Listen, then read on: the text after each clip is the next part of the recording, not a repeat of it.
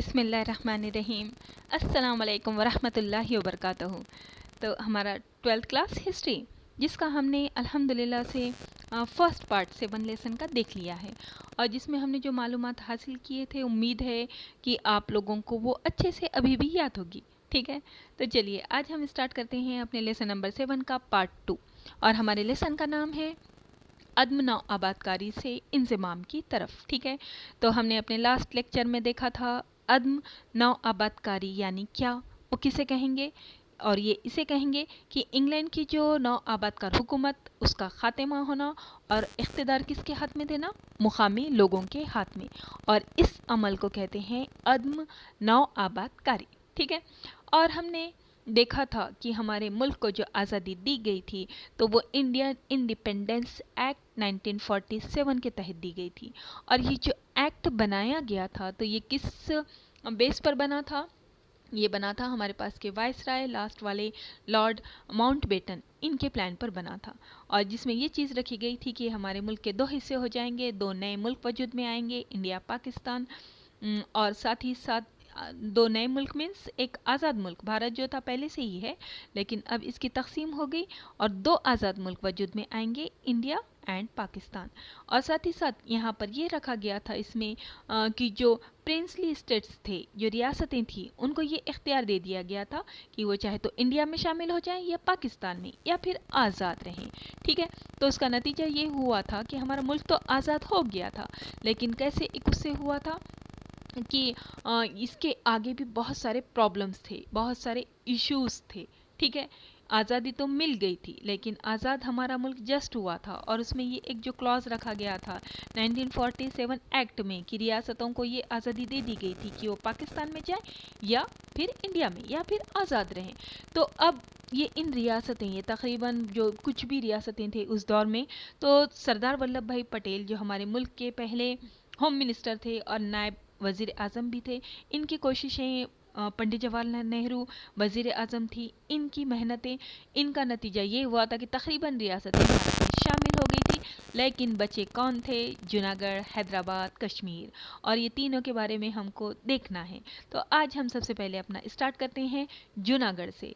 और देखो जूनागढ़ का जो बताया गया है बहुत बहुत ज़्यादा इंटरेस्टिंग है, इसमें है ना फुल ऑन एक्शन है, मालूमात है, एक इंटरेस्टिंग स्टोरी है। ठीक है, और स्टोरी भी कौन सी है, रियल वाली स्टोरी।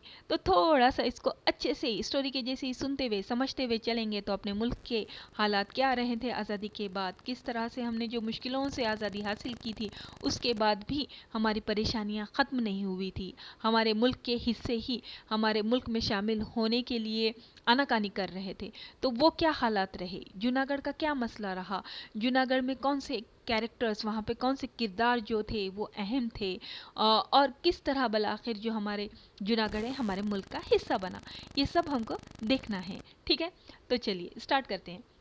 तो अब ये जूनागढ़ जो था, जो हमने कहा कि लॉर्ड जो माउंटबेटन थे, उन्होंने जो रखा गया था कि उसमें कि जो प्रिंसली जो स्टेट्स है तकरीबन वो 562 थी, तो इनको ये आज़ादी थी कि वो चाहे तो पाकिस्तान जाए, चाहे तो इंडिया, या फिर आज़ाद रहें।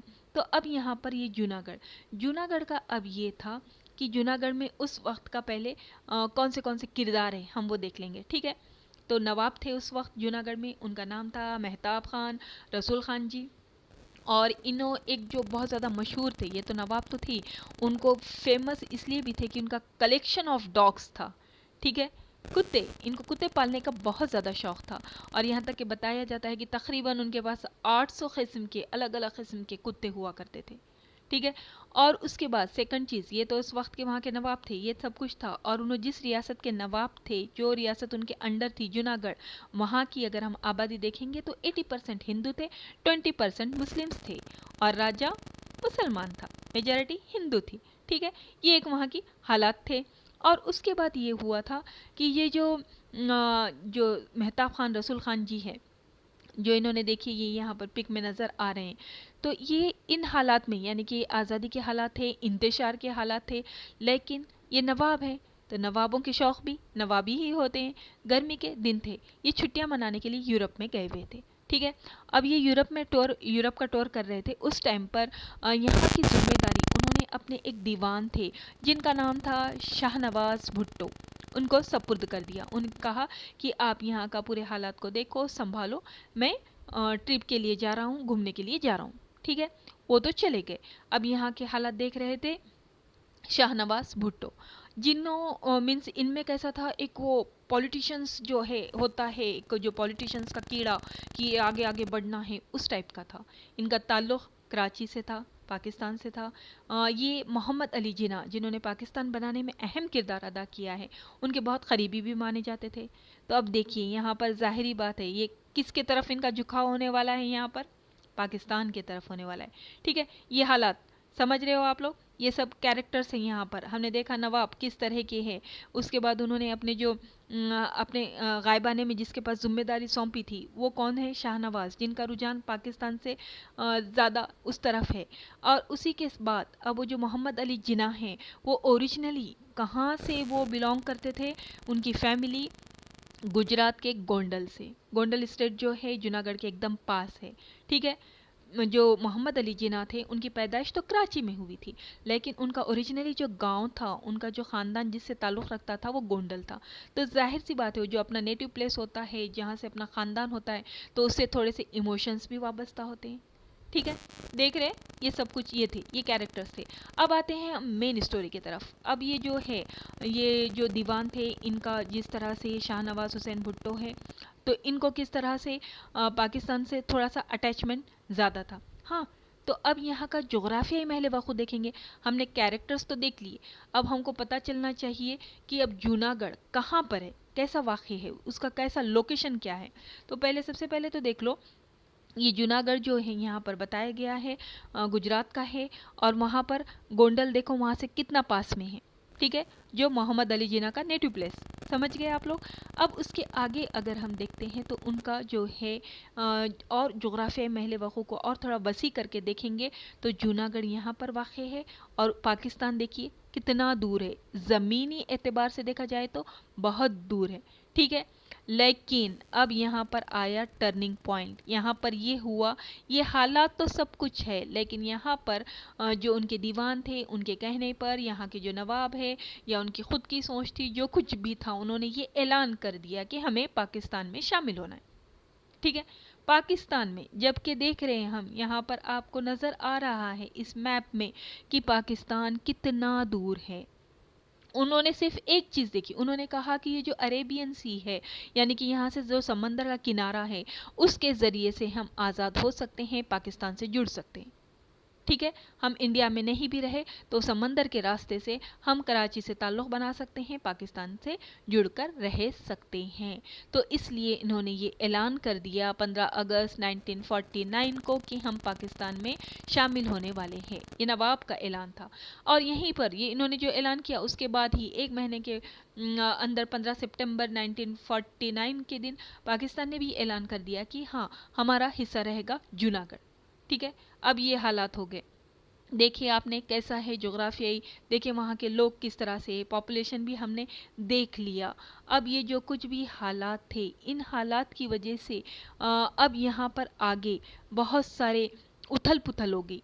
अब वहाँ पर ये सब रहने के बाद, क्योंकि है तो जोग्राफी एतबार से हमारे मुल्क का हिस्सा जूनागढ़, तो यहाँ जो उस वक्त के एक बड़े जाने माने लीडर होते थे वीपी मेनन, इनको भेजा गया कि जाइए वहाँ के नवाब से, वो जो दीवान हैं उनसे बातचीत करके आइए ताकि कुछ रास्ता निकले। लेकिन कोई इसका सोल्यूशन ही नहीं निकल रहा था, और वो लोग जो थी उनकी यही ज़िद थी कि वो लोग पाकिस्तान में ही शामिल होंगे। ठीक है, तो अब यहाँ जो है पहले बातचीत के ज़रिए से इस मसले को हल करने की कोशिश की गई। मोहम्मद अली जिन्ना के साथ भी ख़त व किताबत वगैरह जो कुछ होना है वो सब कुछ की गई, लेकिन जब वो लोग मानने को तैयार नहीं थे तो उस हालात में सरदार वल्लभ भाई पटेल अब जो थे उन्होंने बोले कि अब ये बातचीत का दौर ख़त्म हो चुका है, अब हमें एक्शन मोड में आना होगा। ठीक है, और उसका नतीजा ये हुआ कि जो आसपास के जो इलाके थे, सरदार वल्लभ भाई पटेल ने उनसे बातचीत करके उनको भारत में शामिल कर लिया, जैसे कि मानोदर था, गोंडल था, इनको। अब बच गया था खाली जूनागढ़। तो अब जूनागढ़ के अतराफ़ क्या कर दिया गया, पूरी मिलिट्री को भेज दिया गया, वहाँ पर ब्लॉकेट कर दिया गया, मिलिट्री ने उसको चारों तरफ से घेर लिया। और नतीजा ये हुआ कि वो बहुत वहाँ पर जब उसको घेर लिया गया तो वहाँ जो रहने वाली अवाम थी जूनागढ़ की, उनको जो चीज़ें थी ज़रूरियात ज़िंदगी की, वो अवेलेबल होना मुश्किल हो गई। ठीक है, और उतना इनके पास तो, जूनागढ़ वालों के पास तो इतनी फोर्स नहीं थी वहाँ के नवाब के पास कि वो भारत की फ़ौज के साथ मुकाबला कर सके, तो वो लोग मुश्किल में आ गए। आखिरकार फिर उन्होंने हार मान ली और उन्होंने कहा ठीक है, हमसे आइए बातचीत कीजिए और हम ये जो है जूनागढ़ का कब्ज़ा देने को तैयार हैं। ठीक है, और जो नवाब थे वो तो पाकिस्तान को भाग गए, यहाँ का इलाका छोड़ दिया उन्होंने। अब यहाँ तो ये हो गया, यानी कि 9 नवंबर 1947 को जूनागढ़ जो है उसका भारत में इसको शामिल कर लिया गया। पहले वाली जो डेट है हमने शायद से थोड़ी सी गलत बोल दिए हैं आप लोगों को, जो जहाँ पर उसने ऐलान किया, देखिए हमने बाय मिस्टेक उसकी डेट जो आपको बताई थी शायद से वहाँ पर गलत हुई है। ठीक है, तो इस तरह से 19 अगस्त 1947 था। ठीक है, हमने 49 बोल दिए थे आप लोगों को। जो नवाब ने पाकिस्तान में शामिल होने का ऐलान किया था वो 1947 थी, 15 अगस्त, और पाकिस्तान ने जो ऐलान किया था कि हम इसको शामिल कर लेते हैं वो 15 सितंबर थी 1947। और 9 नवंबर 1947 को जूनागढ़ क्या हो गया, भारत में शामिल हो गया। अब यहाँ पर एक मसला ये पैदा हो गया कि जूनागढ़ वाले जो है, यानी कि जूनागढ़ तो नहीं, सॉरी, जो पाकिस्तान है वो भारत के ऊपर इंटरनेशनल प्लेटफॉर्म पर ये इल्ज़ाम लगा सकता था कि भारत ने जो है ये ज़बरदस्ती से जूनागढ़ को भारत में शामिल कर लिया। ठीक है, और वो ये भी कह सकता था, उसके पास एक रीज़न भी था, उन्हें ये बता सकता था कि उसी टाइम पर जो है कश्मीर का भी मसला चल रहा था, तो वो ये बात सामने ला सकता था कि हाँ वहाँ पर कश्मीर में भी तो मुस्लिम मेजॉरिटी ज़्यादा है, वहाँ फिर हमें क्यों कब्ज़ा नहीं दे रहे, जबकि यहाँ हिंदू मेजॉरिटी है तो आपने कब्ज़ा कर लिया। तो ये चीज़ जो है इंटरनेशनल प्लेटफॉर्म पर भारत की इमेज को ख़राब कर सकती थी। तो इसका सोल्यूशन ये निकाला गया कि भारत ने ये कहा कि चलो ठीक है, आप कुछ हम पर तनकीदें करते हो ना, तो हम भी ये इसका ये करते हैं कि दूध का दूध पानी का पानी हो जाए, हम अवाम से ही राय मांग लेते हैं। और उसको फरवरी 1948 में एक वोटिंग हुई कि देखा जाए कि अवाम कहाँ शामिल होना हो चाहती है, पाकिस्तान में जाना चाहती है या इंडिया में। और इतना ज़बरदस्त इसका रिज़ल्ट आया जो कुछ इलेक्शन हुआ कि उतनी कुल आबादी में से सिर्फ और सिर्फ 91 वोट किसके हक़ में थे, पाकिस्तान के। यानी कि यहाँ जो 20% मुस्लिम आबादी थी उन्होंने भी पाकिस्तान के ख़िलाफ़ में वोट दिया था। ठीक है, तो इस तरह से जूनागढ़ जो है एक लीगली बिल्कुल बिंदास तौर पर हमारे मुल्क का हिस्सा बन गया। ठीक है, और ये करने में जो कोशिशें रही थी वो सरदार वल्लभ भाई पटेल, पंडित जवाहरलाल नेहरू की रही थी। और ये सब कुछ तो हो गया, आज शामिल हो चुका है, लेकिन ये पाकिस्तान आज भी बाज नहीं आता है। अभी कुछ दिनों के पहले की बात है कि पाकिस्तान ने अपने मैप में जूनागढ़ को, कश्मीर को तो बताता ही है, कश्मीर के साथ साथ जूनागढ़ को भी अपने मुल्क का हिस्सा बताया। देखिए मैप में इस तरह से कि हमारा है, और यहाँ तक यूनाइटेड नेशंस में उसने कश्मीर के साथ साथ जूनागढ़ का भी मसला रखा है। इसके ऊपर बहुत सारी कंट्रोवर्सी हुई थी, बहुत सारी बहस मुबाहिसे हुए थे। ठीक है, लेकिन जूनागढ़ हमारे मुल्क का ही हिस्सा है, चाहे वो कितना भी बोल लें। तो इस तरह से इतने प्रॉब्लम्स के साथ, इतने अप्स डाउन के साथ, इतने क्या कहेंगे मुश्किलों के बाद आखिरकार जो कुछ हुआ, हैप्पी हुआ, जूनागढ़ हमारे मुल्क का हिस्सा बन गया। ठीक है, तो अल्हम्दुलिल्लाह हमने आज एक हिस्सा में मीन्स एक रियासत का इंज़माम देखा। इंशाअल्लाह ताला हम नेक्स्ट लेक्चर में जो हैदराबाद है उसका इंज़माम देखेंगे।